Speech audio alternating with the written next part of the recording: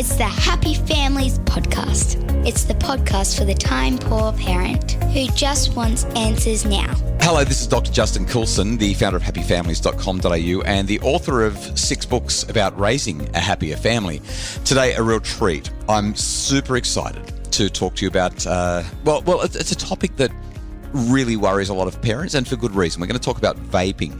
Although tobacco smoking has fallen out of favour among Australian youth in recent years, the vaping alternative has skyrocketed in terms of popularity. Last year, the Australian Lung Foundation reported that e-cigarette use by Australians 14 or older has more than doubled in the period from 2016 to 2019, and the likelihood is it's probably more than that by now. Dr. Lisa Damour is a psychologist and an expert on teenagers. She's written for the New York Times for a number of years. She's had 2 New York Times bestsellers. And of all of the parenting experts in the world that are out there, I don't know that there's any that I respect as much as Lisa. She's just an absolute superstar and understands the psychology of adolescence like no one else. I just love what she has to say. I recently had a conversation with her about vaping as part of our Happy Families Instagram Live series, where we sporadically and on an ad hoc basis talk to experts about really important topics like vaping. If you have teenagers, this is a must-listen conversation. I'm going to replay it from Instagram. But as a sort of an intro, when we began the discussion, I asked Lisa to fill everyone in on her career and the key areas that she focuses on in her work.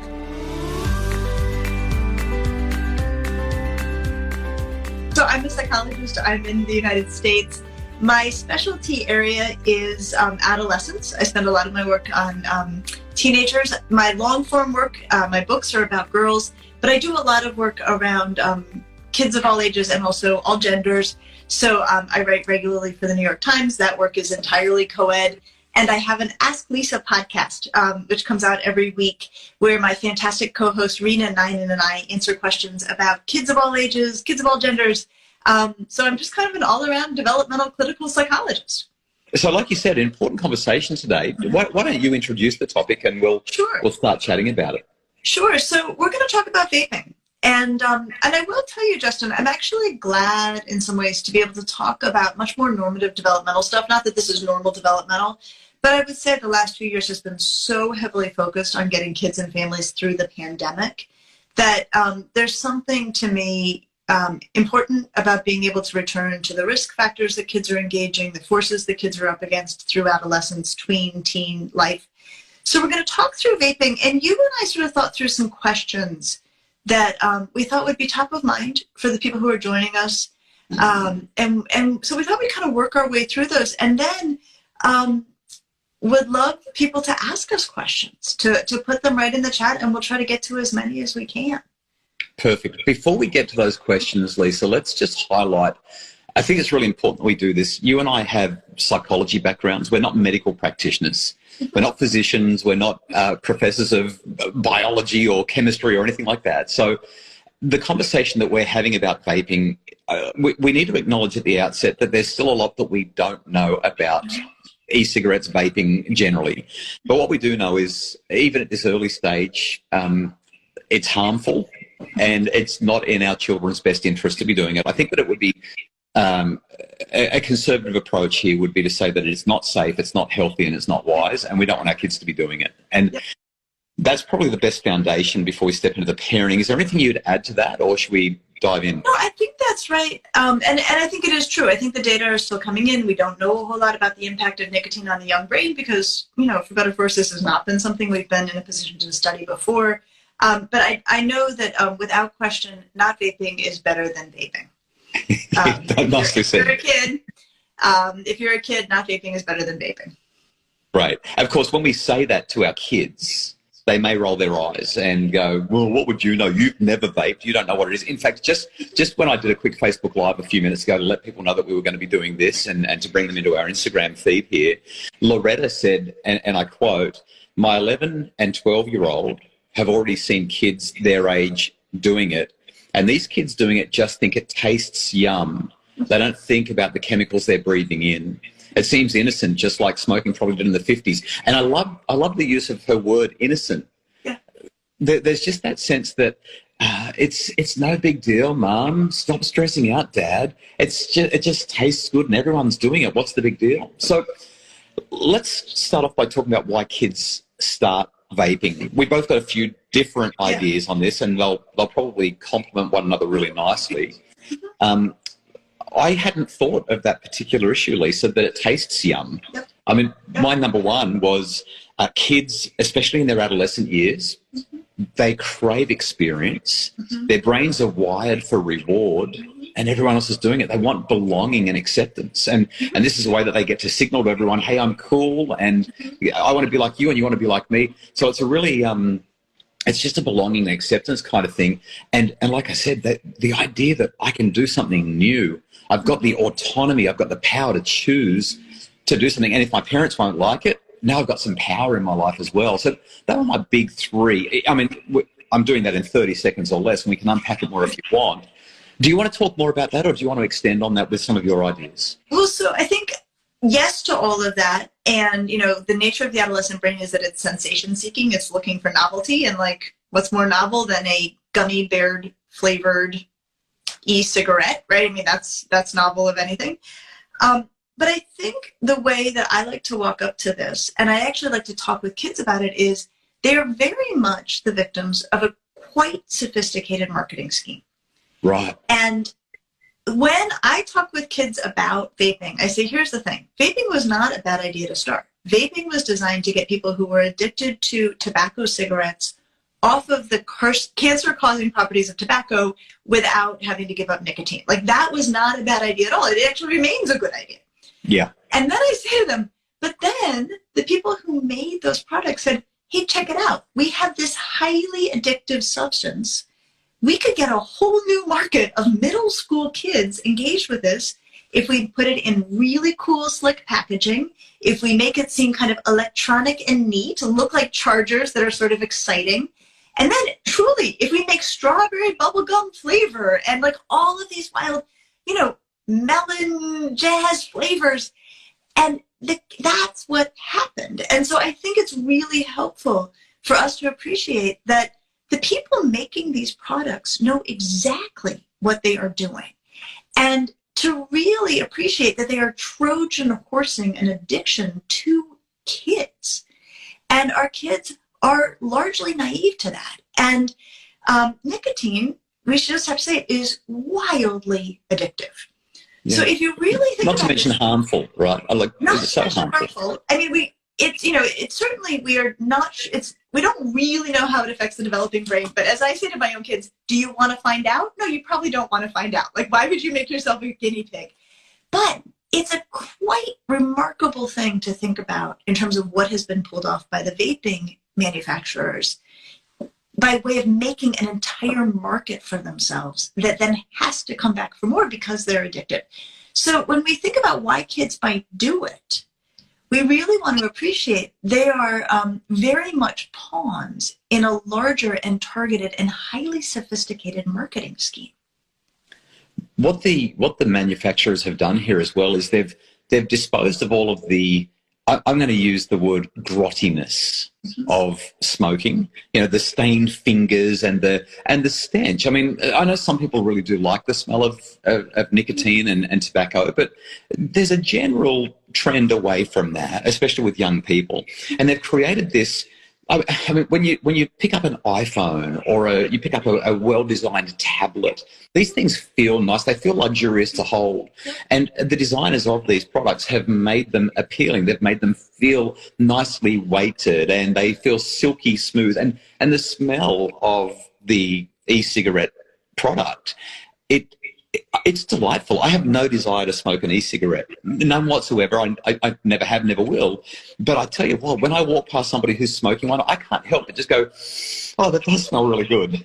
Absolutely, absolutely. And I think, that word innocence that you brought up, kids really don't get it, that something that is gummy bear flavored and pink and looks like a USB drive is a dangerous thing. And that's not an accident that it doesn't seem dangerous. If you make a gummy bear in pink, you can make it look a lot safer than it is. So in terms of why kids start, I think that's a key reason. And then all of the reasons that you mentioned. So let's just tap into. I know that people get really excited about neuro stuff, brain science. I tend to think that knowing neurobiology, neuroscience doesn't actually do much in a practical sense. It doesn't necessarily help people, but it's still it's still really interesting to me. There's this whole thing that people have been talking about for years now, that the adolescent brain isn't fully developed until the mid-20s and all that kind of thing. But one thing that some really clever researchers have found in the last few years is, you mentioned the sensation seeking, but even if we pull back from sensation seeking, because smoking an e-cigarette probably isn't going to give you a wild sensation, but there is something rewarding. There's something socially rewarding about this. One of my kids said to me the other day, she's in grade 9, and she came to me and she said, "Dad, they're all doing it. And I'm actually starting to feel like I'm a bit of a weirdo because I'm not. I'm starting to feel like I don't belong. I'm a bit different. And they're looking at me like I think I'm better than them because I won't do it."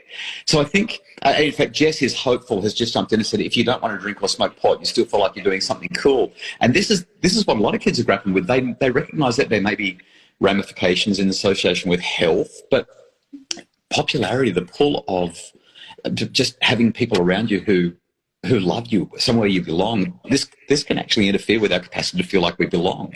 Absolutely. And the conversation that I had with my daughter around this was really, it's complex. It's hard as a parent to look at your kids and say, it's really hard to be unpopular, isn't it? Where are you going to land with this? Because when you're 14, your friends are your oxygen. Absolutely. Well, and it's interesting because I was looking at some data before we hopped on, and one thing that is true, and I think this is true in the US, I didn't look at the Australian data, 11% of high schoolers are vaping, and 2% of middle schoolers are vaping. But they're very high profile. Kids are very aware of what they're doing it. They're letting kids know they do it. There's a lot of discussion about it. There's a lot of awareness of it. And one of the things that we have found to be very, very helpful when we do research studies on harm prevention of any kind, addiction prevention, is to actually give kids real statistics about how many kids are doing it. And same with drinking, drugs, other things too. Most kids don't. Most kids, the majority of kids, are actually steering clear of it. And one thing that has helped kids to stay away from that is that reassurance that, yeah, it may seem like everyone's doing it, or people may be very aware of who's doing it, but they're actually in the minority. And most kids, and this is how I would start to bend the conversation, most kids are doing a much better job of taking care of themselves and not getting engaged. And this is my, like the drum I bang on anything risk related. I always frame it up with kids in terms of them taking good care of themselves. And that's why we don't want them to smoke or drink or do drugs or drive when drunk or any of those things, because they're not taking good care of themselves. How do we get the conversation started? You've got a child, you don't know if they're vaping or not, but you know that if they're in anything from, I'm going to say in Australia, grade 6 or above, we need to have this conversation. What grade would you say in America would be the time?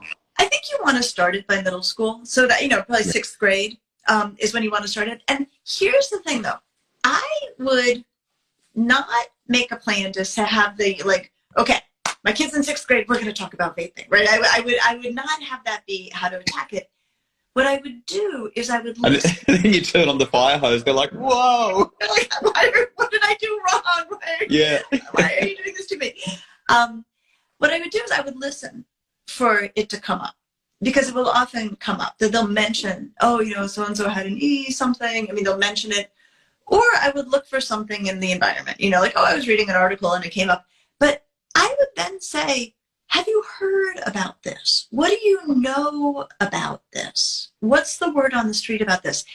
Your kids are going to be in a huge range of the data they have on vaping. Some of them may know nothing. Some of them may be very familiar and aware. Some of them may know things that are completely untrue. So before you start with whatever your spiel is going to be about vaping, you need to know what your kid knows, what your kid thinks, how familiar they are, because that will do so much to orient you about where to even start the conversation. Yeah. There's a phrase that I use all the time. In fact, there are 3 phrases that I integrate together. and I just have this thing for either rhyme or alliteration. So I suggest that parents get curious, not furious, because as parents, our initial reaction is protection, and protection often leads to us being what I'll call a pufferfish parent. You know, pufferfish, when it feels threatened, it blows itself up really big to eliminate the threat. So when we see a child, one of our children, one of our dear little angels, one of our precious cherubs doing something that we think is harmful, we kind of get this sense that if I make myself as big as I can, as strong and forceful as I can, I'm going to put the fear of God into them, and they're going to run from whatever I'm threatening them over. So what, as you and I would both tell parents all the time, what that usually does is, you kind of hinted at it before, don't you ever let me catch you doing that. Often comes across as, don't worry, you won't. I'm going to be real sneaky now. I know how you feel about it. I'll never get caught. So get curious, not furious. Understand, don't reprimand. Explore, don't explode. These are the phrases that I use all the time to essentially say, if we can explore their world with genuine curiosity. Hey, do you know what? I'm in my 40s or I'm in my 50s, however old you are as a parent raising these teenagers. And I was watching this Instagram before with these two experts who were talking about vaping. How serious is vaping at your school? And you just, and I start really, really wide, like what's happening at the school? What are you seeing online? What's happening in your group of friends? You can bring it all the way into the personal eventually, but you want to start nice and wide so they're not feeling threatened and defensive. And what do you think about it? What are people saying about it? How's it affecting people? Is there anything going on that you want to talk about? Do you have any questions? Like, the more curious you get, like you said, I mean, this whole conversation is about how do you open this discussion with them. You open a discussion with questions, not with lectures. Yep. Absolutely. Absolutely. And then what I was saying earlier about helping kids understand the marketing behind it, there's some really nice research that shows that when kids know they're being played, they become much more cautious about engaging with things. That one of the beautiful things about teenagers is they do not like to be manipulated by adults. And so when I talk with middle and high schoolers about vaping, I'm like, look, you know, there's a lot of money in this for someone if they can get you hooked on this. And they design this to make it very attractive to people your age, and they put a highly addictive chemical in it. And there's two things that you don't want to have happen. One, you do not want to be their toy. And two, you don't want to have nicotine running the show for you. And I think that idea of not being autonomous anymore, not getting to choose, you know, where one does things, how one does things, because you're thinking about nicotine and thinking about how to get more nicotine, that I think is a way to start to really suggest, if you want to maintain the autonomy that is marrow deep important to teenagers, you're going to want to stay away from this because someone else is running you if you become addicted to these things. And that, you know, I think keeps it neutral, keeps it honest, and actually plays to what teenagers care about, which is actually being independent. We've used up our time, Lisa, but we also want to answer some questions. So what I might do, gosh, we could talk for hours about this, right? I mean, we've just skimmed the surface. This has not been comprehensive at all. Let me go through a couple of the comments that have come through and let's respond accordingly. So first off, Dr. Lexi Fry has shown us the Royal Children's Health poll, the RCH poll, which comes out pretty regularly here in Australia, talking about e-cigarettes, vaping and teens. Do parents know the dangers? There is some data that has come through here that suggests that in Australia, the numbers could be, I've just lost it, sorry. For all 12 to 17-year-old students, around 14% indicated that they had ever used an e-cigarette at least once, and 32% of these had used one in the past month in a secondary school survey. So our Aussie numbers are fairly high compared to what you've mentioned from the US. Drama Queen 75 says, where do they get them? They buy in bulk after making connections on Instagram, then they on-sell. So I've got a couple of things to mention about where they're getting them. But before I do, have you got anything that you would add to that? No, I think keep going. Okay, so a lot of, there's a guy here in Australia who talks about this all the time. People are using Instagram and Snapchat to buy drugs, and during the pandemic, it absolutely went bonkers. And your kids, they can literally pick up Instagram or Snapchat or TikTok, and they can have drugs delivered to the door within 30 minutes. And there may be all kinds of laws around their access, but those laws have never really been particularly effective. What else have we got here? Black market, eye-opening that kids even know about the black market. But let me tell you, little forest photography, they do. I thought this was fascinating. What if your teen wants to keep vaping because they say, well, we're all going to die anyway? I just found that one. I was about to read it. Yeah. Okay, such a teenage response, right? That's so perfect. Yeah. And the nice thing is, like, that's the kind of thing a teenager says that, like, for me, I think humor is the only answer. I think it's such a kind of wonderfully kind of existential crisis teenager-y thing to say that I think to engage it on its level is probably not that useful. But I think to say something that is basically like, well, this is true. We are all going to eventually die, but I have a lot of important things I want you to do in your life. I think there's a lot of value in your life between now and that point. So, like, let's not rush it along. I would just be playful with that. How would you like to die if you could choose? Would you like to die with nicotine poisoning and cancer associated with? I mean, really, how you want to go out? Yeah. Let's play with this a little. And not that we're trying to make light of something that really is tragic, but with your teenagers, sometimes that's the way you've got to go. That's the way to do it.